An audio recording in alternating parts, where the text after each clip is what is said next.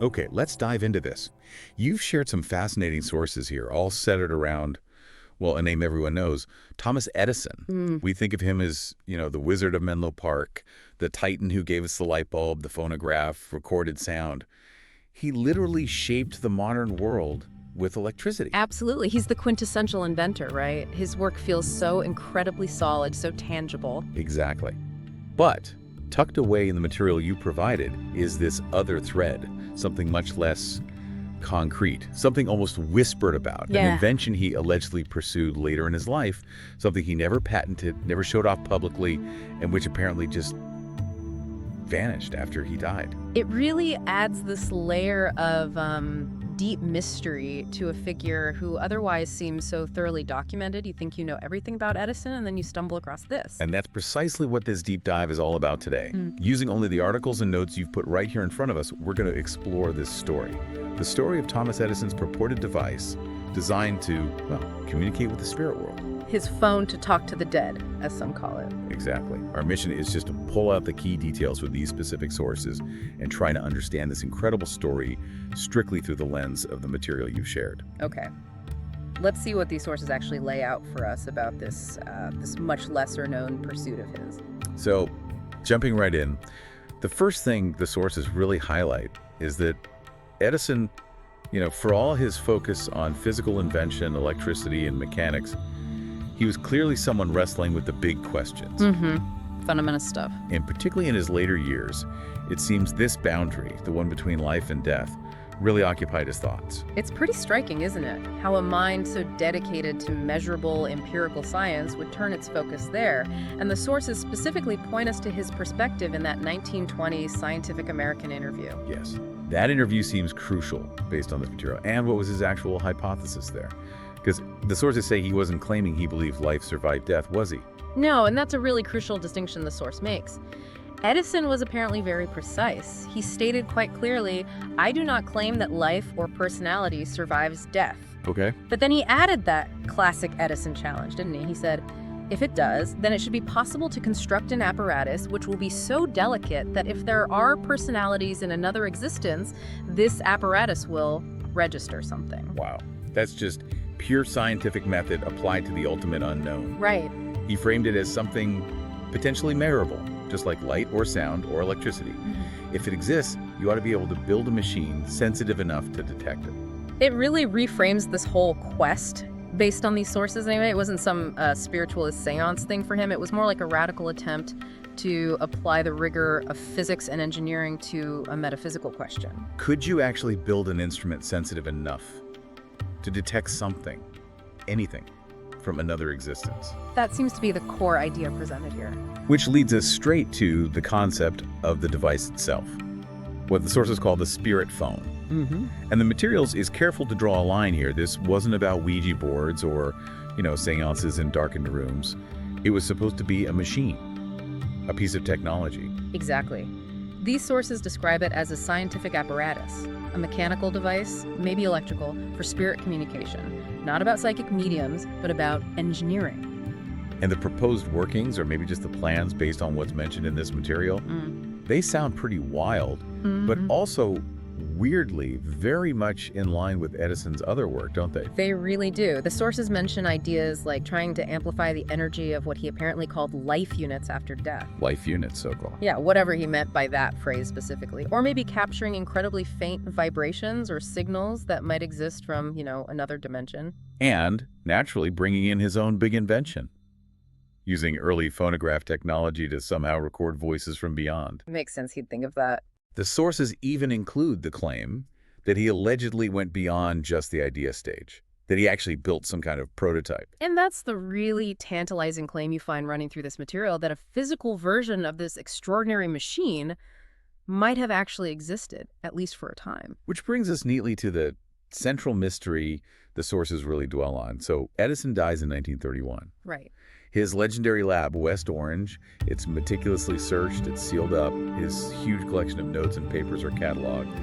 Standard procedure for such a monumental figure. Absolutely, a comprehensive process. We've got to preserve the legacy, inventory, everything. And yet, according to these specific sources you shared with us, despite all that searching, all that cataloging, there was reportedly No sign of the spirit phone.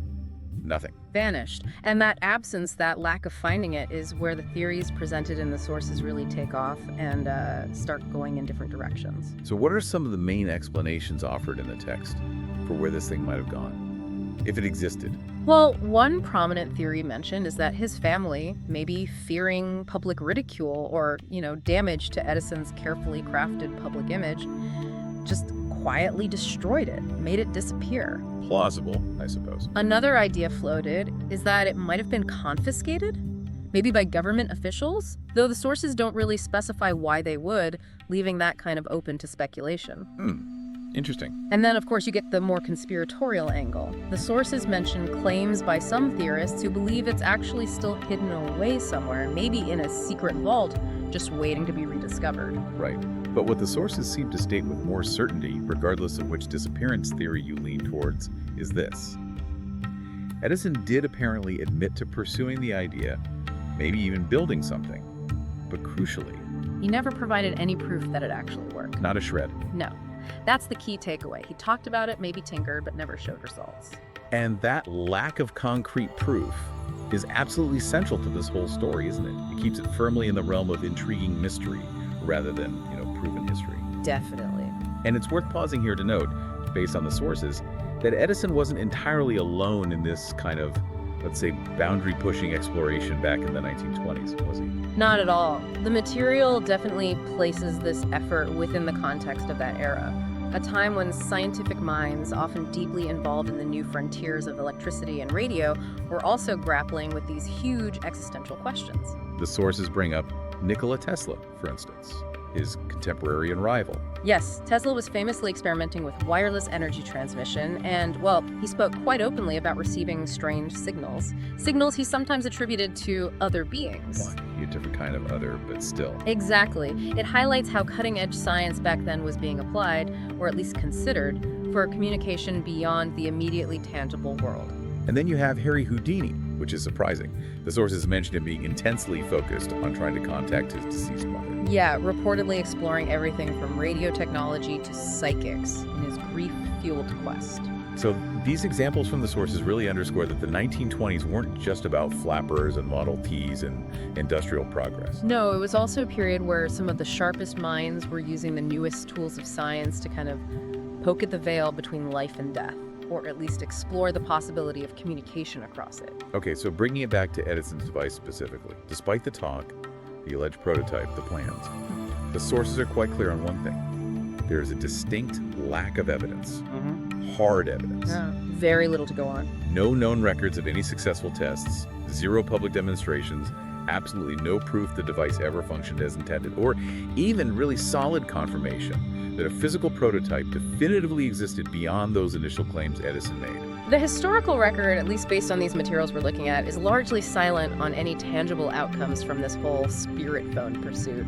Just silence. There's this one detail the sources include, almost like a postscript. It adds this genuinely eerie layer to the whole mystery, a claim that emerged after Edison died. Yes. The claims made by some spiritualists around that time, they reported suddenly receiving strange, unidentifiable audio signals right after his passing. And the very specific, almost chilling claim mentioned is that his voice, Edison's voice, seemed to come through on phonographs just one single time before going silent forever. Yeah. And their interpretation of this, as the source recounts it, he kept his promise. It's a powerful claim, isn't it? Though obviously completely unverifiable, but it certainly resonates within those spiritualist circles and adds this dramatic, almost fitting conclusion to a story that was left unfinished in the scientific record. Which ultimately brings us right back around to the core question that just sort of hangs over this entire story, based on the sources you've provided us with. Yeah. Was Thomas Edison's spirit phone a genuine, albeit secret, attempt by this brilliant inventor to actually build a working telephone to the afterlife? A real project? Or was it perhaps more of a thought experiment he pursued privately? A great scientific mind wrestling with the deepest unknown, using the language and tools of the technology he'd mastered. And based only on the sources we've explored right here, the definitive answer. Yeah.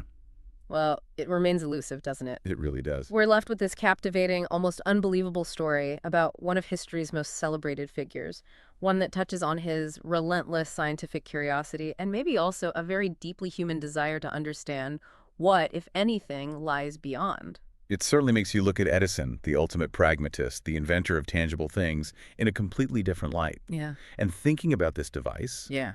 this idea that he genuinely tried to build a bridge to the other side, it leaves you with that fascinating, lingering question, inspired right from the source material we looked at. What if, just maybe, someone did pick up the receiver?